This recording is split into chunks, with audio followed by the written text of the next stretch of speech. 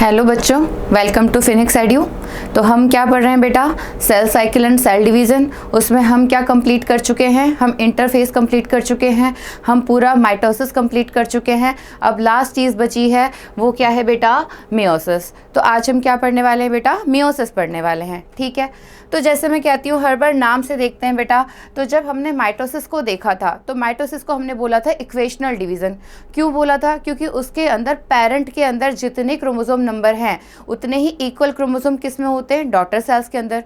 तो यहाँ पर ये जो मियोसिस है, इसको हम क्या कहते हैं? तो ये जो मियोसिस है बेटा, इसको हम कहते हैं रिडक्शनल डिवीज़न।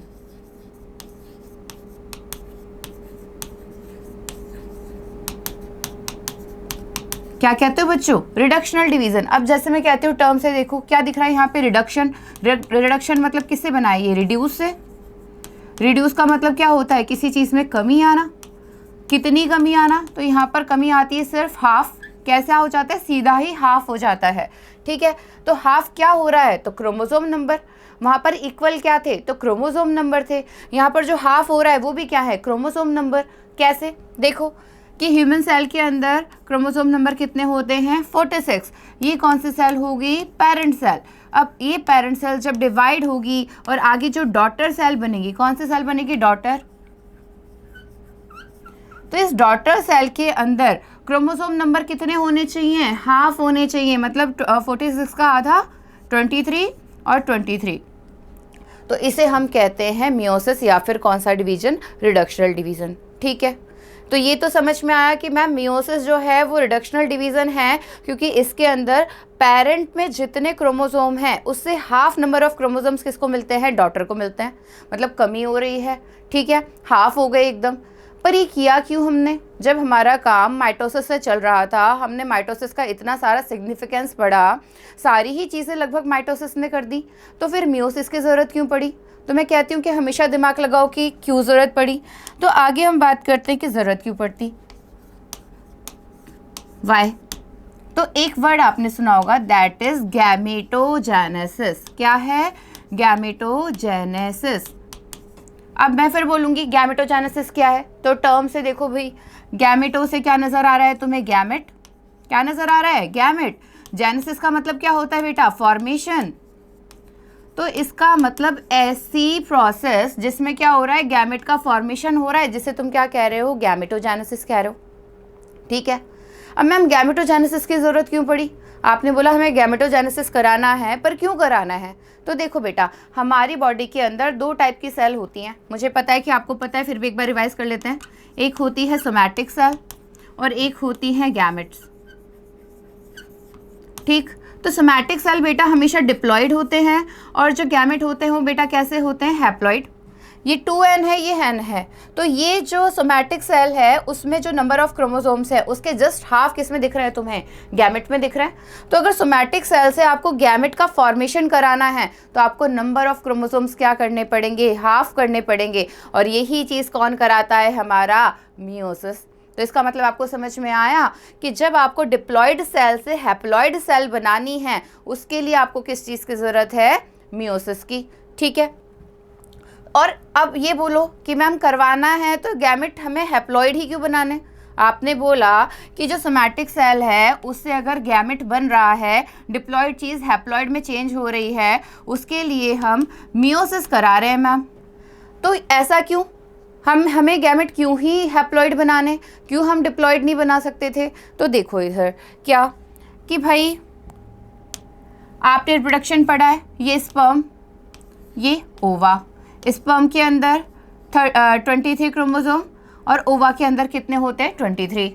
तो दोनों जब मिलकर के फ्यूज़न करके फर्टिलाइजेशन करके जाइगोट बनाते हैं, तो जाइगोट में कितने क्रोमोसोम नंबर हो गए? 46। यही आगे जाके मल्टी सेलुलर चाइल्ड का या होल बॉडी का बनाता है, उसका फॉर्मेशन करता है, क्योंकि ह्यूमन बॉडी की हर एक सेल में कितने नंबर्स होते हैं? 46।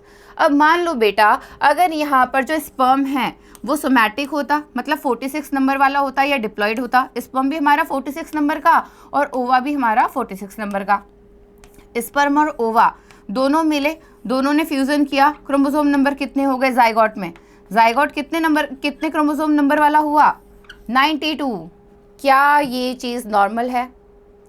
क्या अगर ह्यूमन बॉडी में क्रोमोसोम नंबर 92 हो जाए तो क्या ये चीज़ नॉर्मल है?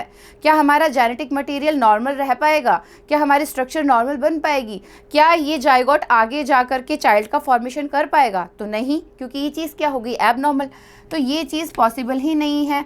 तो हमें क्या करना है, हमें 46 क्रोमोसोम नंबर को मेंटेन करना है। क्या करना है, नंबर ऑफ क्रोमोसोम्स कितने रहने चाहिए, 46 रहने चाहिए।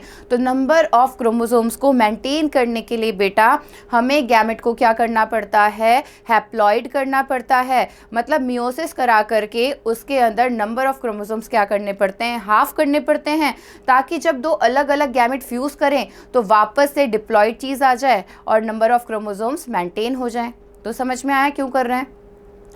तो मियोसिस नॉर्मली सिर्फ एक ही जगह पर होता है। नॉर्मली मैं कहती हूँ कि अगर आपके पास कहीं भी क्वेश्चन आता है मियोसिस या माइटोसिस कब हो रहा है, तो आपको मियोसिस में सिर्फ एक ही कंडीशन याद रखनी है, गैमेटोजेनेसिस।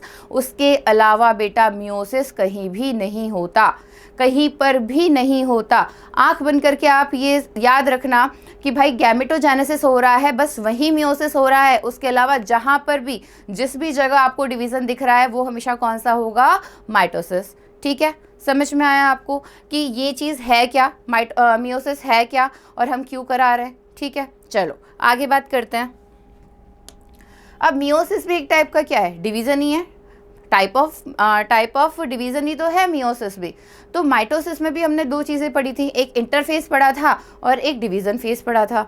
तो यहाँ पर भी बेटा ये जो मियोसिस है, मियोसिस में भी बेटा दो टाइप की फेजेस होंगी ना। कौन सी होगी, एक इंटरफेस होगी और एक हमारी कौन सी होगी, एम फेज या डिवीज़न फेज होगी। ठीक है, पढ़ा था हमने माइटोसिस में। इंटरफेस को हमने क्या बोला था, प्रिपरेशन। यहाँ पर भी डिवीज़न हो रहा है तो तैयारी तो करनी ही है भाई, कोई भी इवेंट है तैयारी तो यहाँ पर भी होगी। ये भी इवेंट है, यहाँ पर भी डिवीज़न होगा तो यहाँ पर भी तैयारी होगी। तो यहाँ पर भी इंटरफेस बिल्कुल माइटोसिस की तरह होगी। क्या क्या पढ़ा था आपने, G1 फेज होगी, S फेज होगी और कौन सी फेज होगी, G2 फेज। क्या होगा, G1 होगा, S फेज होगा और G2 फेज होगा। बिल्कुल वैसा ही जैसा किसमें पढ़ा है तुमने, माइटोसिस में। ओ कोई अंतर नहीं है यहाँ पर। ठीक है, लेकिन जब आप एम फेज की बात करते हैं बेटा तो वहाँ पर एक ही फेज थी। जब मियोसिस की बात करते हो बेटा तो यहाँ पर दो टाइप की डिवीज़न फेज होती है, जिसको आप मियोसिस 1 कहते हो और दूसरे को आप मियोसिस 2 कहते हो। ठीक है, यहाँ पर डिवीज़न दो बार होगा, एक बार को आप कह रहे हो मियोसिस 1, दूसरे को कह रहे हो आप मियोसिस 2। ठीक है बेटा, चलो अब मियोसिस 1 के अंदर जो होगी वो प्रोफेज 1 होगी, फिर मेटाफेज 1 होगी, फिर उसके बाद हमारी एनाफेज 1 होगी, फिर टीलोफेज 1 होगी। यहाँ पर हमारी प्रोफेज 2 होगी, फिर मेटाफेज 2 होगी, फिर उसके बाद एनाफेज 2 होगी और उसके बाद हमारी टीलोफेज 2 होगी। ठीक है, यहाँ पर भी डिवीज़न, यहाँ पर भी डिवीज़न। ठीक, ये डिवीज़न इसके बीच में। अब ये डिवीज़न के लिए हमने बोला जब भी डिवीज़न होता है उससे पहले तैयारी होती है। तो जब M1 हो रहा है, मियोसिस 1 हो रहा है, उसके लिए तैयारी कौन कर रहा है, इंटरफेस। कौन कर रहा है, इंटरफेस कर रहा है। तो क्या जब मियोसिस 2 होगा तो क्या कोई तैयारी नहीं होगी, बिना तैयारी के ही क्या इवेंट हो जाएगा क्या। भाई माना हमने कि जब सब्ज़ी बनानी थी, हमने माइटोसिस में एग्जांपल लिया था कि भाई सब्ज़ी बनाने के लिए प्रिपरेशन चाहिए कि आपने उसे चॉपिंग की, कटिंग की, उसके लिए आपने ग्रेवी बनाई, ये सब चीज़ें प्रिपरेशन में आती हैं। ठीक है, तो क्या अगर मम्मी कोई नाश्ता बना रही है, ब्रेकफास्ट बना रही है, तो क्या उसके लिए प्रिपेयर नहीं करती होंगी, क्या करेंगी प्रिपेयर। मान लो कि अगर पोहा भी बनाना है तो उस चीज़ के लिए क्या होगा, प्रिपरेशन होगा। तो ये छोटा इवेंट है लेकिन इसके लिए भी क्या होगा, प्रिपरेशन तो होगा। तो किस में होगा, तो मियोसिस 1 और मियोसिस 2 के बीच में बेटा एक फेज होती है जिसको हम कहते हैं, क्या कहेंगे, इंटरकाइनेसिस। क्या कहते हो बेटा, इंटरकाइनेसिस।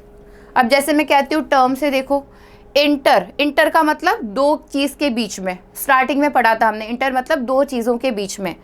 काइनेसिस का मतलब क्या, डिवीजन। काइनेसिस का मतलब जैसे हमने बोला था ना, कैरियोकाइनेसिस न्यूक्लियस का डिवीजन, साइटोकाइनेसिस साइटोप्लाज्म का डिवीजन। तो ये है इंटरकाइनेसिस, मतलब दो डिवीजन फेज के बीच में आने वाली फेज। दो डिवीजन फेज दिख रही है, यहाँ पर भी क्या हो रहा है, डिवीजन, यहाँ पर भी क्या हो रहा है, डिवीजन। तो इन दोनों डिवीजन के बीच में आने वाली फेज को आपने क्या बोला, इंटरकाइनेसिस। समझ गए। अब इंटरकाइनेसिस में क्या होगा भाई, तो यहाँ पर डिवीज़न हो रहा है, तो डिवीज़न के लिए हमें क्या चाहिए, आरएनए चाहिए, तो आरएनए बनेगा। प्रोटीन चाहिए तो प्रोटीन बनेगा। सेंट्रियोल चाहिए था तो सेंट्रियोल भी डुप्लीकेट होगा। सब कुछ होगा सिर्फ एक चीज़ को छोड़ करके, सब कुछ होगा सिर्फ एक चीज़ को छोड़ के, और वो एक चीज़ क्या है, नो डीएनए डुप्लीकेशन या रेप्लिकेशन।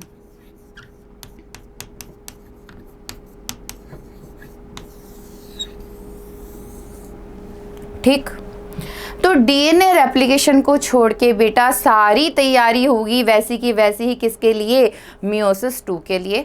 तो ये थोड़ा सा डिफरेंस है। आई होप आपको इतना समझ में आया होगा। ठीक है, चलो आगे बात कर लेते हैं। तो अब हम स्टार्ट करेंगे हमारी मियोसिस के अंदर, ये जो आपका मियोसिस 1 है उसको स्टार्ट करते हैं। ठीक है, तो डाल लो मियोसिस 1।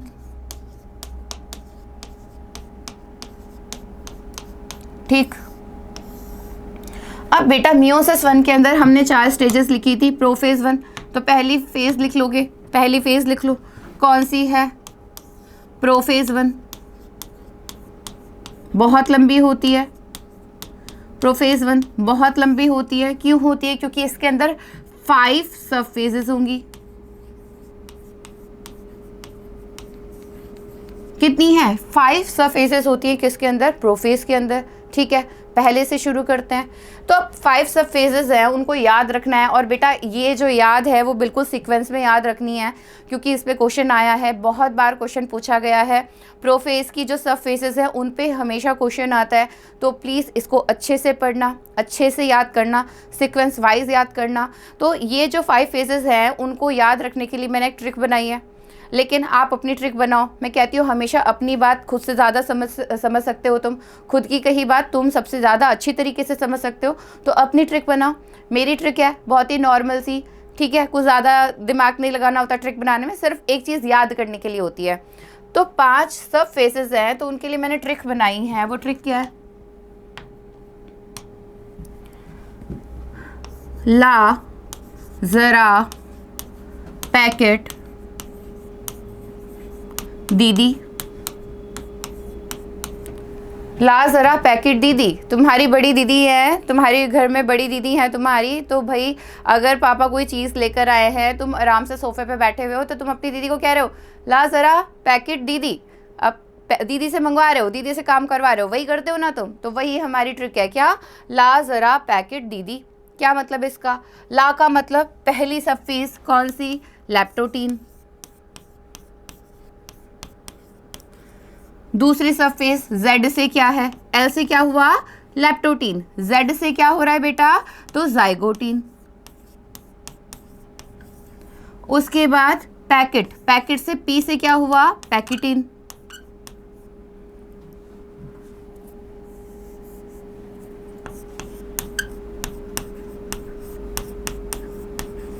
ठीक है, उसके बाद D से क्या हुआ, डिप्लोटेन। और डी से, इस वाले डी से क्या हुआ, तो डाइकाइनेसिस।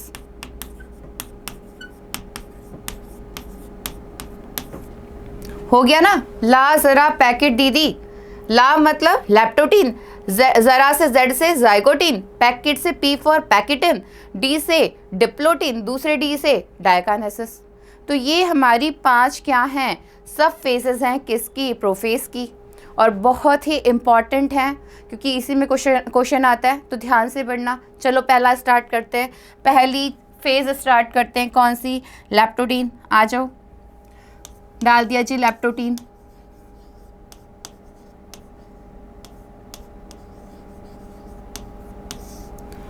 ठीक है, चलो लैप्टोटीन को क्या कहते हैं,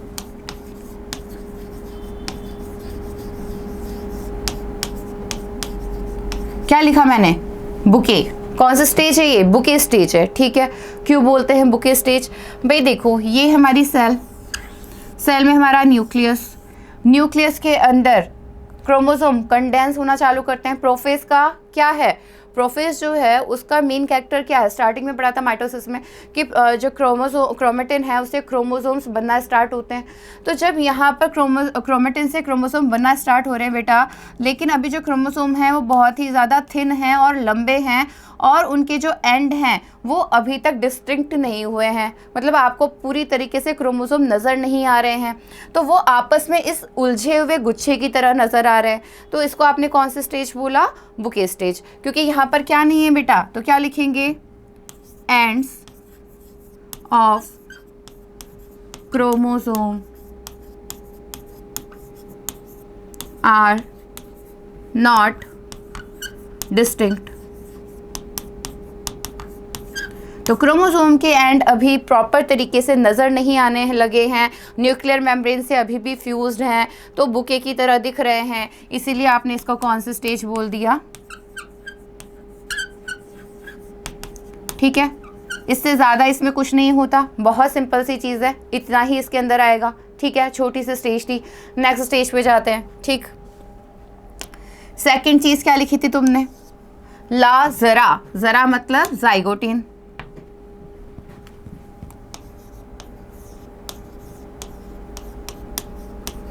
ठीक है, जाइगोटिन में क्या होता है बच्चों, जाइगोटिन में क्या होता है, तो जाइगोटिन में एक बहुत इंपॉर्टेंट सी प्रोसेस होती है जिसको हम कहते हैं साइनेप्सिस। कौन सी प्रोसेस है, साइनेप्सिस। अब पूछो मैम साइनेप्सिस क्या है, व्हाट इज साइनेप्सिस। तो साइनेप्सिस का मतलब होता है बेटा पेयरिंग ऑफ होमोलोगस क्रोमोसोम। क्या है, pairing of homologous chromosome. Pairing का मतलब तो तुम्हें पता है ना, जोड़ा बनाना, वो तो सबको बहुत अच्छे से पता है। ठीक है, सबने अपने मन मन में बना के भी रखे होंगे, पर ये काम पढ़ाई के बाद, पहले पढ़ाई। ठीक है, चलो, तो होमोलोगस क्रोमोसोम की पेयरिंग करना। चलो, पेयरिंग का मतलब तो तुम्हें पता है, होमोलोगस, आई थिंक कि तुम्हें ये चीज़ पता होगी कि जहाँ पर भी ये वर्ड आ गया तो नॉर्मली ये चीज़ किसको डिनोट करती है, सेम को। जहाँ पर भी होमो वर्ड आता है वो किसको डिनोट करता है, सेम को। तो ऐसे क्रोमोसोम जो कैसे हैं, सेम। अब ये सेम क्रोमोसोम या होमोलोगस क्रोमोसोम है क्या, एक बार बात कर लेते हैं। देखो बेटा, अभी हमने बोला ह्यूमन सेल के अंदर जो क्रोमोसोम नंबर होता है वो कितना होता है, 46। अब ये 46 क्रोमोसोम बने कैसे, तो अभी हमने स्टार्टिंग में बात की थी कि 23 किससे आए थे, स्पर्म से। स्पर्म मतलब किससे आए थे, फादर से। और 23 दूसरे कलर से ले लेते हैं, थोड़ा सा मिलता जुलता कलर, ये वाला। और जो 23 हैं वो किससे आए हैं, ओवा से। ओवा मतलब मदर, मदर के, और ये फादर के। ठीक है, तो ये क्रोमोसोम जैसे 1 2 3 4 5 ऐसे 22, ऐसे ही यहाँ पर जो आए हैं वो भी सेम 1 2 3 4 22 तक क्यों लिखा, क्योंकि ये ऑटोसोम्स हैं। इसके बाद जो 23rd नंबर का पेयर होता है वो कौन से होते हैं, सेक्स क्रोमोसोम। तो हो सकता है फादर में वो क्या हो सकता है वो फादर में क्या हो, एक्स हो, या हो सकता है क्या हो, वाई हो। मदर के अंदर तो हमेशा एक ही होता है बेटा, कौन सा, एक्स। लेकिन है तो सेक्स क्रोमोसोम, तो ये भी होमोलोगस हुए, क्योंकि कहलाएंगे तो क्या, सेक्स क्रोमोसोम कहलाएंगे। ठीक है, तो वो भी पेयर बनाते हैं। तो देखो यहाँ पर पापा का क्रोमोसोम नंबर 1 और मम्मी का क्रोमोसोम नंबर 1 दोनों मिलकर के जोड़ा बना रहा है, ये दोनों ने जोड़ा बना लिया। फिर पापा का 2nd नंबर का क्रोमोसोम मम्मी का 2nd नंबर का क्रोमोसोम मिलकर के जोड़ा बना रहा है, इसने जोड़ा बना लिया। फिर ये दोनों मिलकर के क्या बना रहे हैं, जोड़ा बना रहे हैं। तो इस तरीके से क्या बनते जाते हैं, पेयर्स बनते जाते हैं। कौन से क्रोमोसोम्स के, होमोलोगस क्रोमोसोम्स के। ठीक है, समझ में आया, ओके। देख लो इसे। अब क्रोमोसोम कैसे देखे थे हमने बेटा, क्रोमोसोम्स कैसे देखे थे तुमने, जब हम बना रहे हैं क्रोमोसोम तो ऐसे बना रहे हैं। और ऐसे क्यों बना रहे हैं, क्योंकि हमने बोला है कि क्या हो चुका है, एस फेज कंप्लीट हो चुकी है और जो डीएनए है उसका डुप्लीकेशन हो चुका है। तो क्या बन चुका है, सिस्टर क्रोमेटिड बन चुका है। तो यहाँ पर कितने क्रोमेटिड नजर आ रहे हैं तुम्हें, 2। तो इसको तुम क्या कहोगे, 2 क्रोमेटिड हैं जो दोनों एक दूसरे के लिए क्या है, सिस्टर क्रोमेटिड।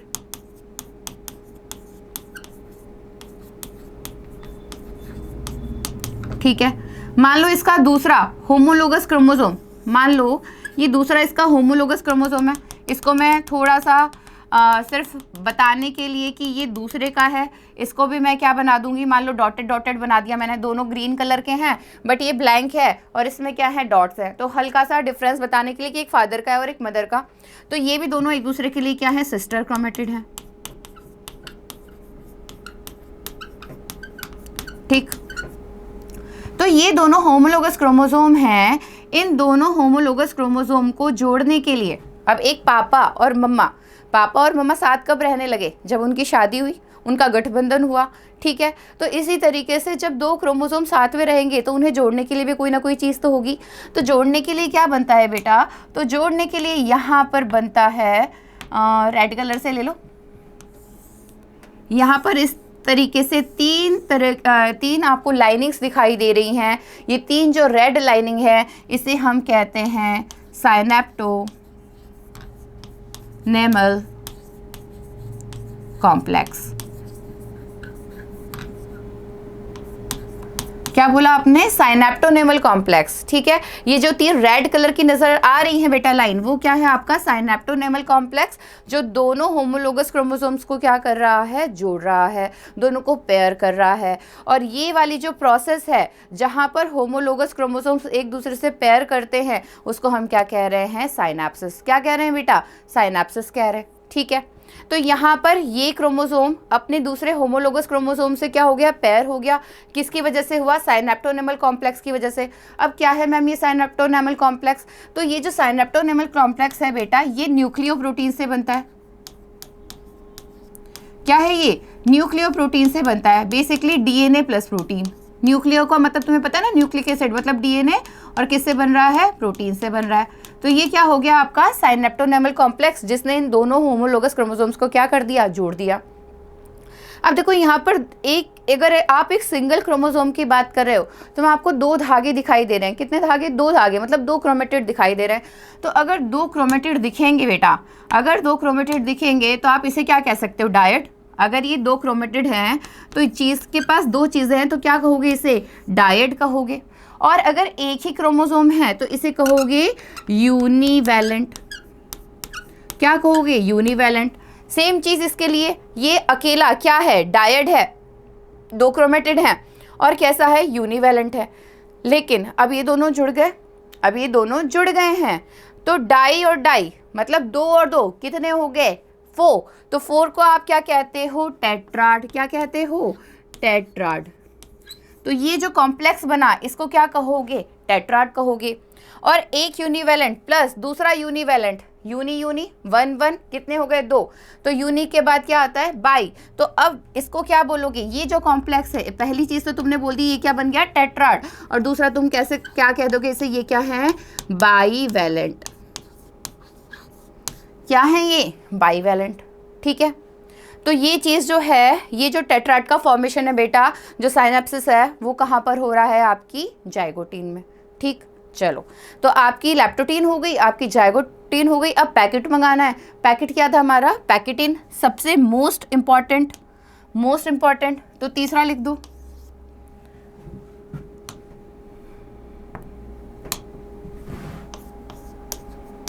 पैकेटिन। पैकेटिन में क्या हो रहा है, सर मैंने बोला ना मोस्ट इम्पॉर्टेंट। क्यों इम्पॉर्टेंट है भाई, यहाँ पर एक सबसे इम्पॉर्टेंट प्रोसेस होती है जिसे हम कहते हैं क्रॉसिंग ओवर। क्या कह रहे हो, क्रॉसिंग ओवर।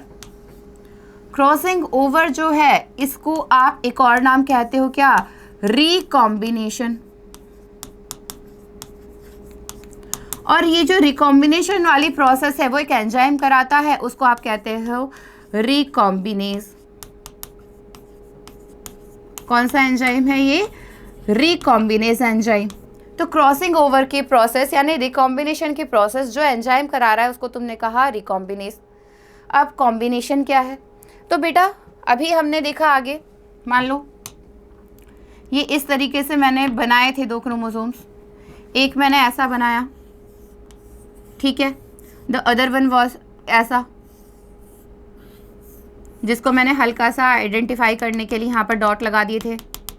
और ये कैसा था हमारा ब्लैंक, इसके बीच में हमने क्या बनाया था, सिनेप्टिनेबल कॉम्प्लेक्स, जिन्होंने इसे जोड़ दिया।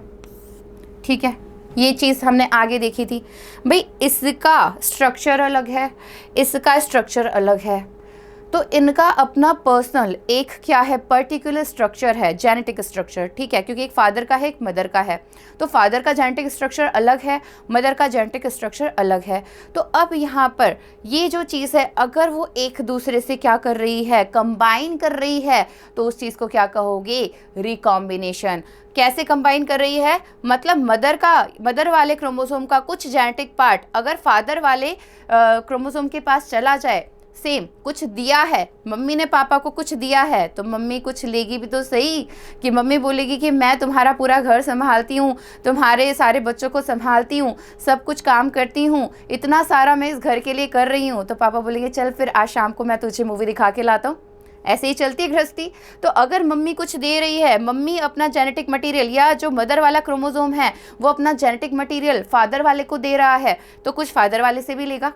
तो इसी चीज़ को हम क्या कहते हैं, क्रॉसिंग ओवर। क्या कहते हो बेटा, क्रॉसिंग ओवर। तो अब कुछ चीज़ जो है वो दोनों की एक दूसरे के साथ क्या हो चुकी है, एक्सचेंज हो चुकी है। और एक्सचेंज क्या हुआ है बेटा, तो जेनेटिक मटेरियल। अब इसको क्या बोलेंगे, मैंने बोला था ये दोनों जो लाइन, ये दोनों जो चीज़ हैं, ये जो दोनों क्रोमेटिड हैं वो एक दूसरे के लिए क्या हैं, सिस्टर, और ये दोनों एक दूसरे के लिए क्या हैं, सिस्टर। ठीक है, लेकिन ये दोनों एक दूसरे के लिए क्या हो जाएंगे, नॉन सिस्टर। क्या हो जाएंगे बेटा, नॉन सिस्टर क्रोमेटिड। तो जो रिकॉम्बिनेशन होता है, जो आदान प्रदान होता है, जो चीज़ ली और दी जाती है, वो कौन से क्रोमेटिड के बीच में होती है, नॉन सिस्टर क्रोमेटिड के बीच में। और जो दिया लिया जा रहा है वो क्या है, जेनेटिक मटेरियल। तो क्या लिख देंगे हम, क्रॉसिंग ओवर के लिए हम क्या लिख सकते हैं, what is crossing over,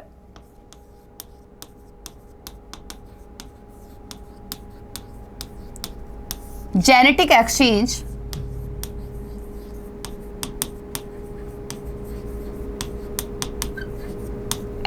between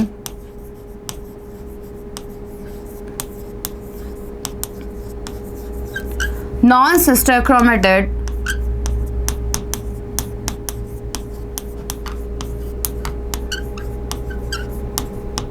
of homologous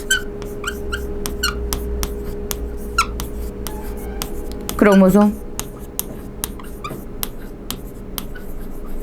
तो होमोलोगस क्रोमोसोम के नॉन सिस्टर क्रोमेटिड के बीच में जो जेनेटिक मटेरियल का एक्सचेंज होता है बेटा, उसको तुम क्या कहते हो, क्रॉसिंग ओवर। और वहाँ पर कॉम्बिनेशन हो रहा है, पहले जो स्ट्रक्चर थी वो दोबारा से कंबाइन हो रही है, तो तुमने क्या बोल दिया, रिकॉम्बिनेशन। और रिकॉम्बिनेशन के लिए जो एंजाइम यूज़ हो रहा था वो क्या था, रिकॉम्बिनेज। ठीक है, यही पढ़ा था अभी आपने, क्या पढ़ा था, रिकॉम्बिनेज। अब रिकॉम्बिनेज क्यों बोला, अब देखो हमने बोला कोई भी चीज़, ये जो है वो यहाँ आएगा और ये जो है वो यहाँ पर आएगा। अब यहाँ पर आने के लिए जब ये एक दूसरे के साथ मिलेंगे तो कोई चीज़ जब यहाँ से यहाँ जाएगी तो कट की जाएगी।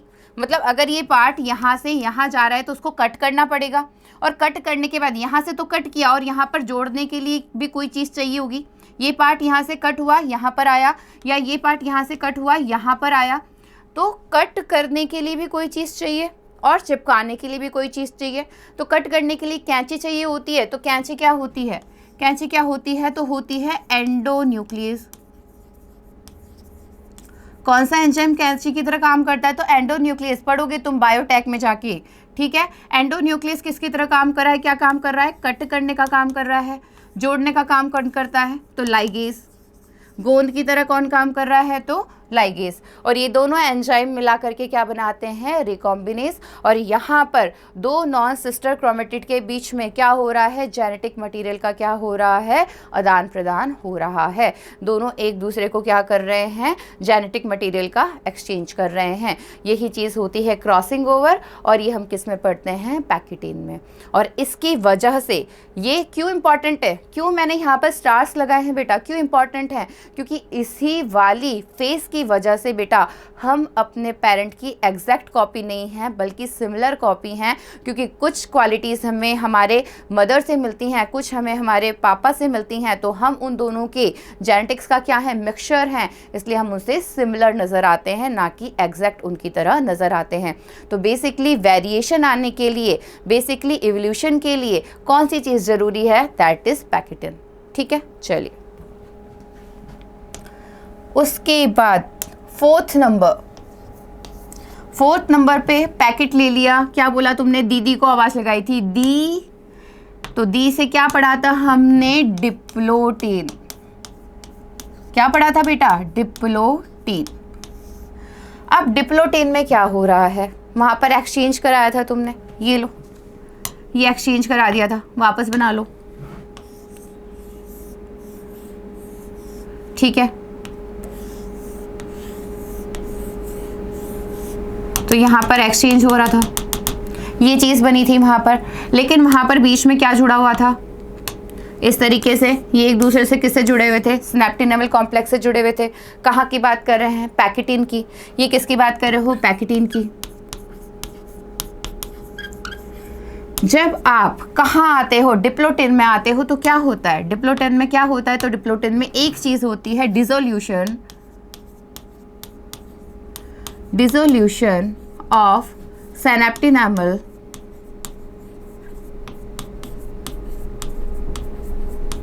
कॉम्प्लेक्स। क्या है, dissolution of synaptic animal complex, मतलब ये जो कॉम्प्लेक्स बना था जिसने इन दोनों होमोलोगस क्रोमोसोम्स को जोड़ा था, अब वो यहाँ से क्या हो जाएगा, गायब हो जाएगा। गायब हो जाएगा तो स्ट्रक्चर कुछ ऐसी सी दिखेगी बेटा, कुछ ऐसी सी नजर आएगी।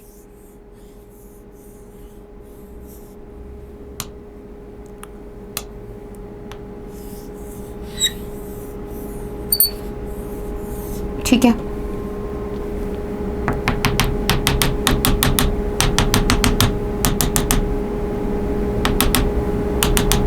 कुछ ऐसी सी नजर आ रही है। तो यहाँ पर सिनेप्टिक एनिमल कॉम्प्लेक्स हट गया, तो सिनेप्टिक एनिमल कॉम्प्लेक्स जो है यहाँ से डिसॉल्व हो गया। स्टिल पहले देखो हमने कहा, क्या बोला, सिनेप्टिक एनिमल कॉम्प्लेक्स इन दोनों क्रोमोसोम को, होमोलोगस क्रोमोसोम्स को जोड़ने का काम कर रहा था। ठीक है, तो अगर यहाँ से ये जो चीज़ थी वो हट गई, जो इनको जोड़े रखती थी, तो इन्हें अलग हो जाना चाहिए था, लेकिन ये अलग नहीं हुए, क्योंकि ये जुड़े हुए हैं। कहाँ पर जुड़े हुए हैं, तो आपको यहाँ पर दिख रहा है, ये और ये दोनों क्रोमोसोम इस तरीके से यहाँ पर एक दूसरे से जुड़े हुए हैं। कैसी स्ट्रक्चर बन रही है यहाँ पर, कैसे स्ट्रक्चर बन रही है, कौन सा ऐसा कलर ले लेते हैं जो दिखेगा, ये स्ट्रक्चर यहाँ पर आपको इस तरीके से नजर आ रही है, ये स्ट्रक्चर आपको यहाँ पर इस तरीके से नजर आ रही है। तो बेटा कौन से तरीके की, कौन सी शेप की स्ट्रक्चर दिख रही है तुम्हें, तो यहाँ पर फॉर्मेशन हो रहा है एक्स शेप का, और ये जो एक्स शेप जिससे ये दोनों क्रोमोसोम अभी भी एक दूसरे से अटैच हैं, इसको हम कहते हैं कायस्मेटा। क्या कहते हो, कायस्मेटा। तो ये जो कायस्मेटा है, इसका क्या हो रहा है बेटा, फॉर्मेशन हो रहा है। क्या है ये, यहाँ पर कायस्मेटा है। तो बेटा ये जो डिप्लोटीन है, वहाँ पर दो चीज़ हो रही हैं, एक तो आपका जो सिनेप्टिक एनिमल कॉम्प्लेक्स है वो डिसॉल्व हो रहा है, हट रहा है, और जो चीज़ बन रही है क्रॉस वाली, वो क्या है, कायस्मेटा बन रहे हैं, जहाँ से दोनों क्रोमोसोम्स अभी भी एक दूसरे को क्या किए हुए हैं, अटैच किए हुए हैं, एक दूसरे को पकड़े हुए हैं। ठीक है, ये किस में हुआ, डिप्लोटीन में। दीदी को एक बार बोला दी, दीदी ने नहीं सुना, फिर तुमने बोला दी, तो दोबारा अब कौन सा दी आएगा, लास्ट वाला दी। तो लास्ट नंबर पे आ जाते हैं 5 फेज में। दूसरा दी क्या था, डायाकाइनेसिस। ठीक है, डायाकाइनेसिस में ज़्यादा कुछ नहीं होता, सिर्फ एक प्रोसेस होती है जिसको हम कहते हैं टर्मिनालाइजेशन।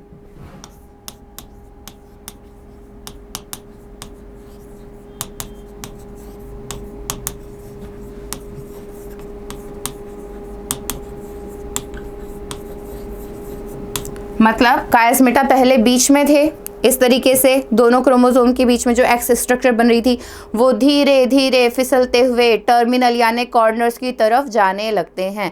कहाँ जा रहे हैं, बीच में थे, बीच में से हौली हौली हौली धीरे धीरे धीरे टर्मिनल्स की तरफ, एंड्स की तरफ मूव करने लगते हैं। तो इस चीज़ को आप क्या कहते हो, टर्मिनलाइजेशन ऑफ कायस्मेटा उसके अलावा क्या हो रहा है, क्योंकि ये प्रोफेज का एंड है तो प्रोफेज में जो जो भी चीज़ें हुई थी वो सारी इसमें हो जाएंगी। कौन सी हो जाएंगी बेटा, क्या, nuclear membrane, ER, Golgi body क्या होना चालू कर देंगे, डिसअपियर, ठीक है, और जो सेंट्रियोल्स हैं वो मूव करना चालू कर देंगे।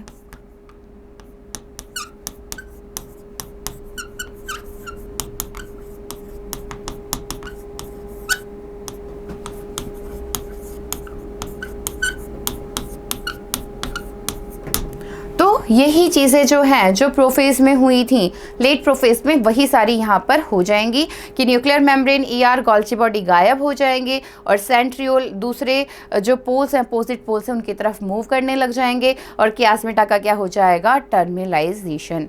तो ये 3 चीज़ें किसके अंदर होती हैं, डायाकाइनेसिस के अंदर होती हैं। ठीक है, तो आज हमने पूरी की पूरी क्या पढ़ी, हमने प्रोफेज 1 पढ़ी। प्रोफेज 1 की 5 सब स्टेज पढ़ी, कौन सी, लैप्टोटीन, जाइगोटिन, फिर उसके बाद पैकिटिन, फिर डिप्लोटिन, और फिर क्या पढ़ी आपने, डायकाइनेसिस। एक बार क्विक सा रिवीजन ले लेते हैं स्टार्टिंग से।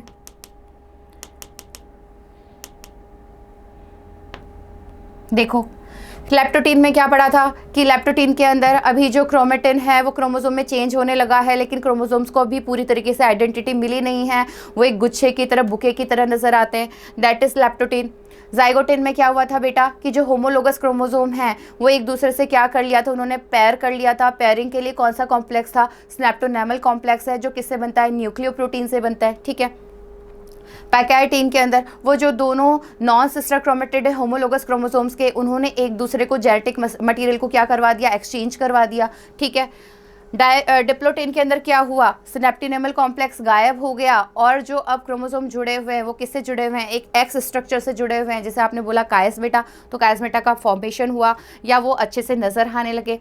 फिर डायकाइनेसिस में क्या हुआ कि जो कायस्मेटा हैं वो धीरे धीरे एंड्स की तरफ बढ़ने लगे, टर्मिनलाइजेशन हुआ, और साथ में क्या हो रहा है वहाँ पर कि जो न्यूक्लियर मेम्ब्रेन है, जो ER है, जो गोल्जी बॉडी है, वो गायब होने लगे हैं। और साथ में क्या हो रहा है बेटा, सेंट्रियोल मूव कर रहे हैं कहाँ पर, स्पिंडल फाइबर का फॉर्मेशन चालू हो जाता है। वो वहाँ पे लिखाना भूल गई, पर आपको पता है हमने ऑलरेडी प्रोफेज में पढ़ा हुआ है पहले, तो स्पिंडल फाइबर का फॉर्मेशन स्टार्ट हो जाता है। तो ये सारी चीज़ें हमने कहाँ पे पढ़ी हैं, प्रोफेज में। आप कल अच्छे से याद करके आना, कल हम मियोसिस ख़त्म कर लेंगे। ठीक है, और अगर कोई क्वेरी हो, कोई भी आपको डाउट है तो आप कमेंट में लिख सकते हैं। अगर आपको वीडियो अच्छा लगा तो लाइक कर सकते हैं, शेयर कर सकते हैं, कमेंट कर सकते हैं। थैंक यू फॉर वॉचिंग बच्चों।